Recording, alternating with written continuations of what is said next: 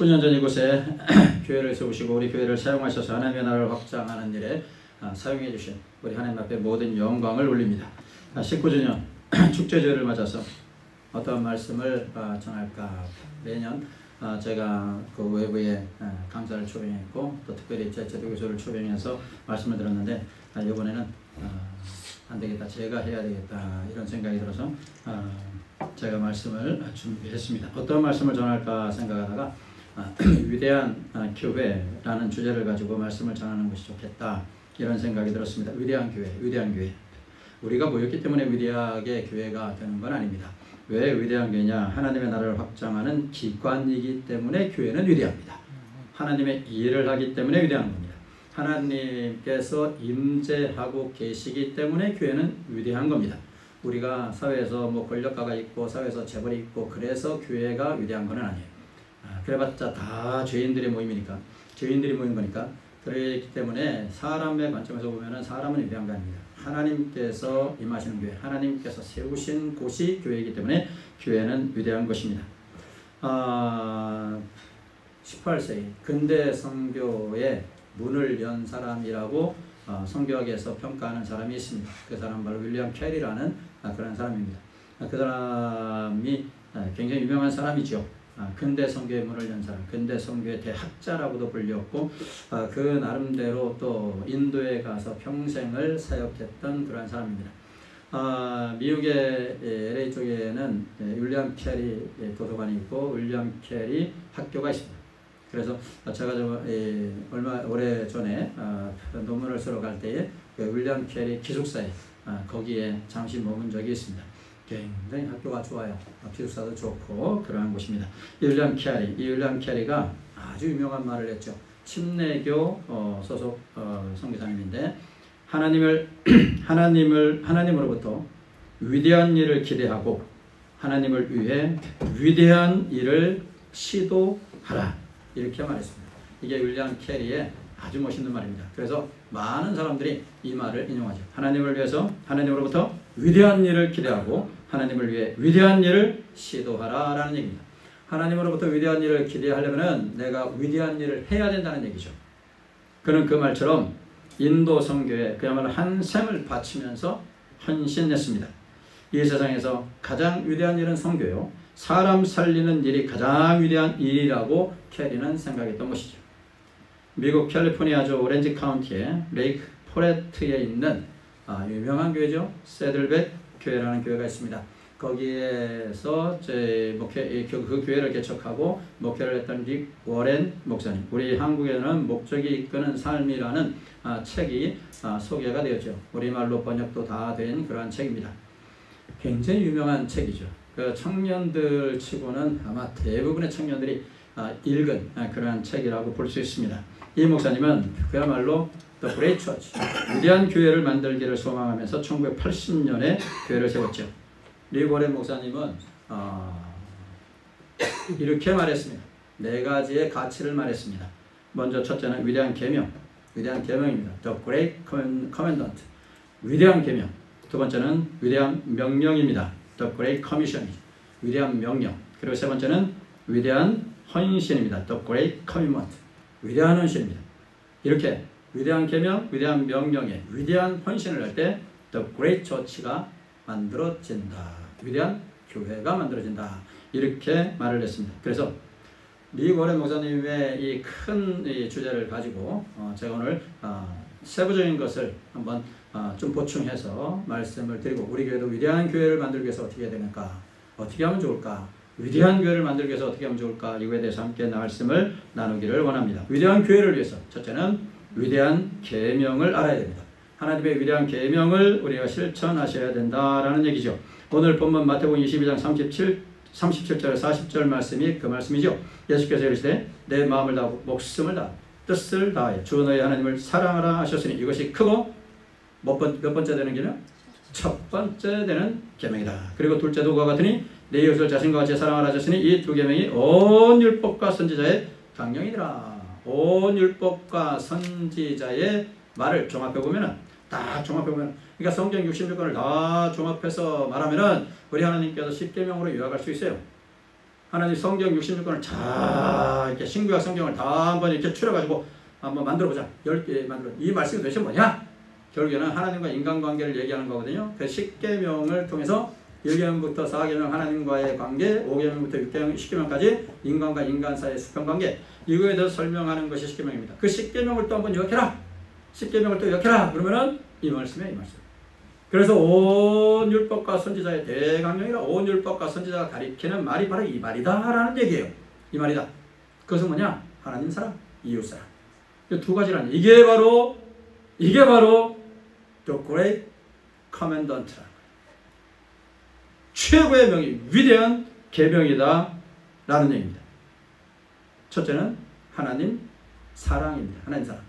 그러니까 우리가 위대한 교회를 만들기 위해서는 성도님들이 하나님을 사랑하는데 위대한 헌신을 하셔야 된다라는 얘기예요. 내 마음을 다하여 주님을 사랑하라는 것이 계명입니다. 이 계명을, 그럼 하나님을 사랑하는 것이 도대체 무엇인가? 가장 우리가 실천할 수 있는 실천 방안이 뭔가? 하나님을 사랑하는 것에 대한 실천 방안, 그것은 바로 예배입니다. 예배입니다.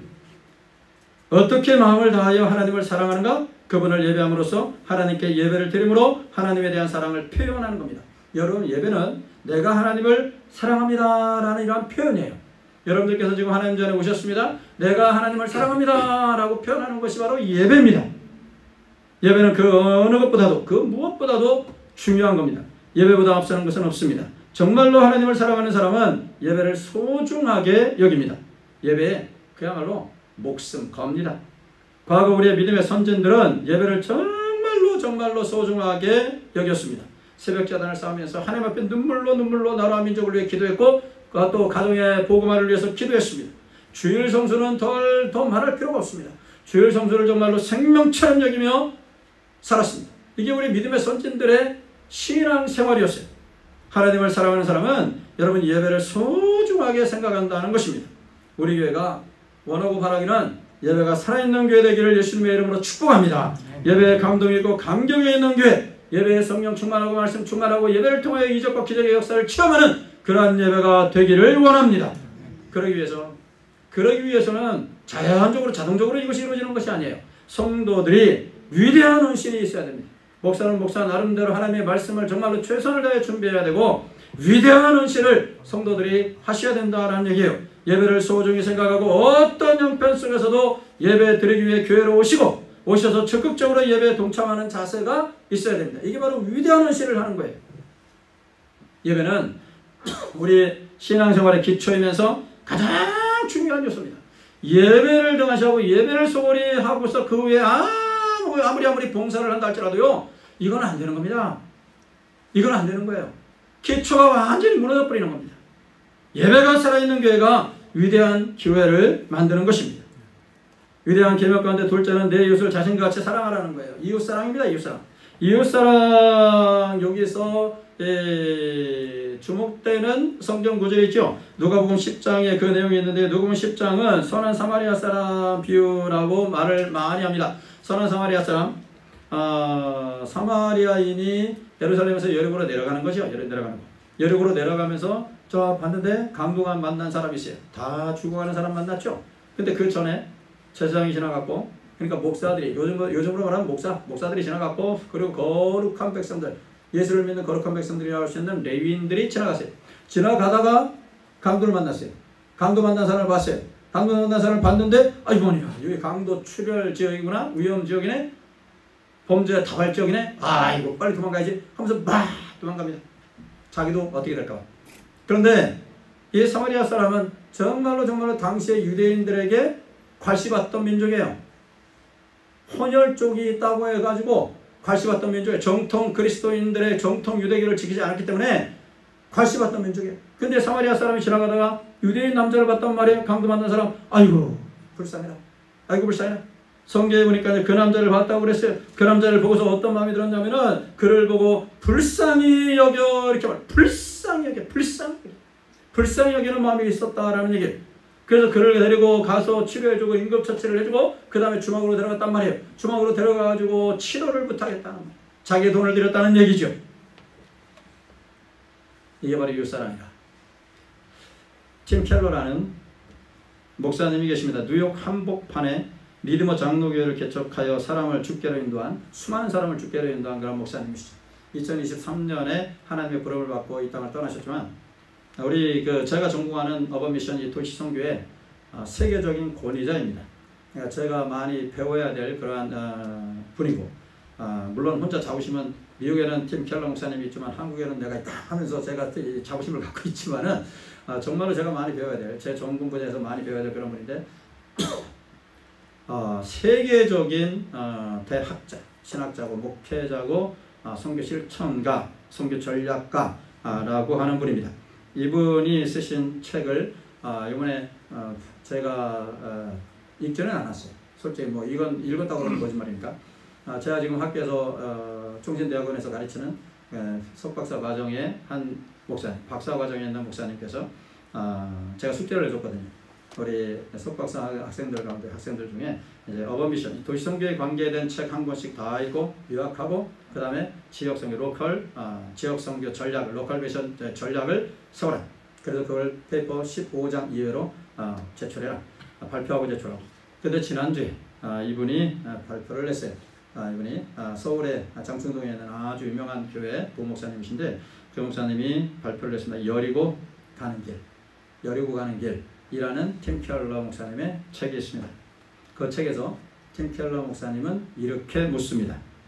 이 시대에 선한 사마리아인은 어디 있는가? 고난과 가난 속에서 죽어가는 이웃을 돕는 손길은 어디 있는가? 그리고 이 질문의 답을 이렇게 얘기합니다. 모든 그리스도인은 도울 의무가 있으며 이것은 믿음의 당연한 표식이다. 사마리아인이 베푼 자비는 피해자의 신체적, 경제적, 정서적 필요까지 채워준 것이다. 자비사역이란, 그러니까 우리가 구제사역이라고 볼 수 있겠죠. 자비사역이란 사람들이 느끼는 필요를 행동으로 채워주는 것이다 라고 말했습니다. 여기서 느끼는 거예요. 느끼는 거. 이게 성경학에서는 우리가 구제사역 할 때, 교회에서 이웃사랑의 어떤 불우한 이웃을 돕고 구제사역하고 자비사역할 때 꼭 기억해야 될 것은 느끼는 거. 펠트리드라고 그러죠. 느낀다는 게. 느낀다. 그러니까 기본 필요. 사람들이 생활하면서 의식주 문제 허덕이는 사람들이 우리 주변에 있다는 거예요. 이 시대에도 있다는 거예요. 가난한 사람이 있다는 얘기예요. 도움이 필요한 사람들이 있다는 얘기예요. 그런데 교회는 그러한 사람들에 대해서 절대로 외면해서는 안 된다는 거예요. 교회가 해야 될 일 가운데 가장 우선시돼야 될 일이 바로 그 사역이라는 얘기예요. 교회 주변에, 우리 성도님들 집 주변에 가난하고 불쌍한 사람들이 있는데 그 사람들이 외면당하게 해서는 안 된다는 얘기예요. 안 된다는 거예요. 우리 예수님께서 그러지 않았습니까? 예수님께서 복음서에 나타난 예수님의 사역을 보면은 예수님은 하나같이 사회에서 버림받은 사람들, 즉 가난한 자들, 병든 자들, 눈먼 자들, 문득병자들, 여자들, 어린아이들, 창녀들, 세리들을 상대하셨습니다. 예수님은 가난하고 억눌린 자들에 대한 관심을 가지고 그들 가운데에서 그들의 필요를 채워주셨어요. 근데 정말로 중요한 건 뭐냐? 예수님의 뒤를 따라서 구제사역 하면은 유명한 아시스 프란시스 같은 경우, 또 우리가 잘 아는 칼빈 많이 들어보셨죠? 칼빈 같은 경우, 설교의 황제라고 할 수 있는 스펄전 목사님 같은 경우, 이런 분들은 가난한 자들에게 필요를 채워주는 고사역에만 멈춘 게 아니에요. 우리가 꼭 기억해야 될 게 뭐냐면은, 꼭 기억해야 될 것은 예수님께서도 가난한 자들의 필요를 채워주셨지만 끝에 가서는 꼭 복음을 제시했어요. 단순하게 기본 필요를 가난한 사람에게 채워주는 사역은 우리 기독교인보다도 로마 카톨릭이 훨씬 잘합니다. 불쌍한 사람 도와주는 거 로마 카톨릭이 훨씬 잘해요. 우리가 못 쫓아갑니다.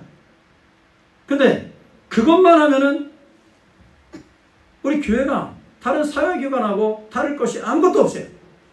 그냥 봉사하는 거예요. 그냥 봉사하는 거. 근데 그게 아니란 얘기예요. 우리에게 정말 필요한 것은 이웃을 사랑하는 정말 핵심적인 일은 뭐냐? 그들의 가난해서 필요한 것들을 채워주지만 결국에 가서는 그 영혼을 구원해내야 된다라는 얘기입니다. 그 영혼 구원이 최종 목적이에요. 이걸 리얼리드라고 그러죠. 실제 필요. 정말로 그 영혼이 필요한 것이 뭐냐? 그거를 채워줘야 된다라는 얘기예요. 그거를 채워주지 않으면 안 된다라는 얘기죠. 그리고 우리가 자비사역은 교회가 계속해서 해나가야 할 사역입니다. 교회가 해나가야 할 사역이에요. 근데 중요한 것은 자비사역은 이웃사랑의 표현인데 그리스도인들의 그 모든 그리스도인들의 의무인데 반드시 복음을 같이 전하라. 복음을 같이 전하라. 복음을. 정말로 그 영혼의 부르짖음에 귀를 기울이라는 얘기예요. 그 영혼이 헐떡거리고 있잖아요. 그 영혼이 신음하고 있잖아요. 그 영혼이 불쌍해지잖아요. 영적 가는. 우리가 그거를 채워줘야 된다라는 얘기. 여러분 교회는 이 일에 헌신해야 됩니다. 성도들의 위대한 헌신이 바로 여기에 있어야 합니다. 이웃에 가난한 사람들을 돌보고 그들에게 예수를 전하는 이 자비사역, 구제사역 헌신할 때 위대한 교회가 되는 것입니다. 이게 바로 위대한 계명입니다. 위대한 계명. 교회가 위대한 계명에 하나님 사랑, 이웃 사랑에 위대한 계명에 성도들이 위대한 헌신을 할 때 교회는 위대한 교회가 되는 것입니다. 두 번째로 우리가 볼 것이 위대한 명령입니다. 교회는 위대한 계명과 위대한 명령을 받들어야 됩니다. 명령. 위대한 명령입니다. 위대한 명령은 우리가 마태복음 28장 18절에 20절 말씀을 통해서 함께 보았습니다. 예수님께서는 우리에게 전도의 책임이 있다고 말씀하셨어요. 하나님의 자녀들의 복음 전파와 선교의 책임이 있다는 점을 중요하게 생각하시면서 선교 명령을 내리시고 그 명령에 위대한 헌신을 우리 주님께서는 기대하셨어요. 예수님께서 감람산에서 하늘로 승천하시면서 내가 너희들이 본 이 모습 그대로 내가 다시 오겠다. 그때 제자들이 그러지 않았습니까? 예수님, 하나님의 나라가 언제 맙니까? 언제 맙니까? 그때 예수님께서 말씀하신 것이 그것은 때와 기한은 나도 모른다. 성부 하나님의 손에 달렸다. 하나님께서만 하신다는 거예요. 성부 하나님만. 그러면서 사도행전 1장 8절에서 무엇이라고 말씀하십니까? 오직 성령이 너에게 마시면 너희가 분노를 받고 예루살렘과 온 유다 사마리아 땅끝까지 이르러 내 증인이 되리라 하시니라. 이 말은 무슨 말이냐면 쉽게 말하면 신경 쓰지 말라는 얘기예요. 하나님의 나라가 언제 임할런지 신경 쓰지 말아라. 그거 신경 쓰지 말고 너희들이 해야 될 일을 하라는. 그 해야 될 일은 뭐냐? 바로 예루살렘과 온 유다 사마리아 땅끝까지 이르러 내 증인이 되는 것. 이게 바로 너희들이 해야 될 일이라. 그 해야 될 일을 생각지 않고 엉뚱한 거 신경 쓰지 말라 이 말이에요. 엉뚱한 거. 여러분 우리 교회가 이 위대한 명령을 받들어야 됩니다. 위대한 명령을 받들어야 됩니다. 그래서 우리 교회는 비전이 있습니다. 저는 여러분들이 로컬 미셔너리가 되길 원합니다. 지역 선교사가 되길 원합니다. 예루살렘과 온 유다. 이게 바로 예루살렘. 여러분들이 지역 선교가 되는 것, 지역 선교사가 되는 건 예루살렘이에요. 예루살렘에서 여러분의 지역에 다니면서 복음을 전하는 겁니다. 여러분의 가족을 복음하고 여러분의 이웃, 친구, 동료, 여러분의 이웃집 사람들, 이 사람들을 여러분들이 지역 선교사다, 나는 지역에 파송된 선교사다라고 생각하고 그들을 교회로 데리고 나오는 겁니다. 이게 바로 예루살렘이에요. 우리 교회는 비전이 있습니다. 위대한 명령을 순종하기 위한 비전이 있습니다. 예루살렘과 온 유다와 예루살렘은 여러분 지역 선교사 사명을 감당하는 것이고 온 유다는 뭡니까? 온 유다는 대한민국 전체를 가리키는 거예요. 대한민국 전체. 근데 우리 교회가 대한민국 전체에 대한 비전도 물론 있습니다. 하나님 앞에 대한민국 전역을 다니면서 대한민국 전 도시를 다니면서 오직 하나님의 영광을 위해 살게 하시고 오직 복음 전파하며 사는 하나님의 이 부족한 종으로 사용해 주시옵소서. 제가 간절하게 하나님 앞에 새벽마다 기도하는 거예요. 기도 제목. 근데 우리 하나님 앞에 기도하면서 우리 성도님들과 함께 비전을 나누지 않았습니까? 하나님께서 남북 접경으로 향하는 도시에 교회를 세워나가는 비전을 저에게 주셨습니다. 저는 해낼 겁니다. 반드시 우리 하나님의 도우심으로 성령의 능력으로 반드시 해낼 수 있을 줄로 믿습니다. 북중 접경 지역은 이미 다녀왔으니까 가서 복음 전하고 왔으니까 이제는 남북 접경으로 향하는 도시에 양주 파주 철원을 향하는 도시에 교회를 세워나가는 겁니다. 계속해서 교회를 세워나가는 겁니다. 그래서 복음을 전파하는 겁니다. 많은 생명들을 구원해내는 겁니다. 예루살렘과 온 유다입니다. 온 유다. 그 다음에 예루살렘과 온 유다. 그 다음에 사마리아 땅끝. 사마리아 동종 민족. 그러니까 어떻게 보면은 동종문화권, 일본, 중국 이러한 동종문화권에 가서 복음을 전하는 선교사를 파송하는 겁니다. 우리가 지금 선교사를 협력하고 있지 않습니까? 조만간에 우리 교회가 정말로 선교사를 파송하는 그러한 놀라운 복을 받는 교회 되기 원합니다. 그 다음에는 예루살렘과 온 유다와 사마리아 땅끝은 이질 문화권. 우리가 전혀 다른 문화권이에요. 일본과 뭐 중국 우리와 문화가 좀 비슷하지 않습니까? 근데 전혀 다른 문화권. 아프리카나 중동권이나 전혀 다른 문화권. 그곳에 선교사를 파송해서 복음을 전하는 하나님께서 어느 부분까지 우리 교회를 사용하실지 모르겠습니다. 근데 저는 기대를 갖고 있습니다. 하나님께서 사용하실 거를 기대가 되는 거예요. 기대가. 자, 이러한 기대를 갖고 그러면 우리는 어떻게 해야 되냐? 위대한 헌신을 해야 됩니다. 위대한 헌신을 해야 우리 사랑하는 성도님들께서 하나님 앞에 쓰임받을 수가 있게 되는 것입니다.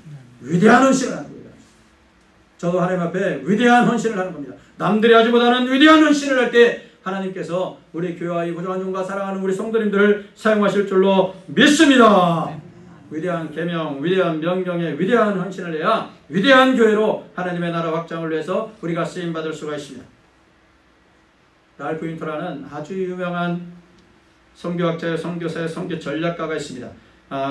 모든 신학생들, 선교학을 전공하는 사람뿐 아니라 모든 신학생이 아니라 제가 알기로는 모든 신학생들의 책고지에는 이분의 책이 꼭 있습니다. 저도 학생들을 가르치면서 이 랄프 윈터를 꼭 빼놓지 않습니다. 랄프 윈터, 그는 아내도 선교에 헌신한 사람, 그리고 딸이 4명인데 딸 4명과 4명의 사위까지도 온전히 선교에 헌신한 사람. 근데 제가 이분을 통해서 정말로 감동받은 것은 뭐냐면은 이분의 삶 자체가 워타임 라이프 스타일이라고 해요. 그러니까 전시 상황의 생활 양식이에요. 항상 전쟁하는 가운데에서 생활한다라는 그러한 의미를 담고 있는 분이죠. 이분은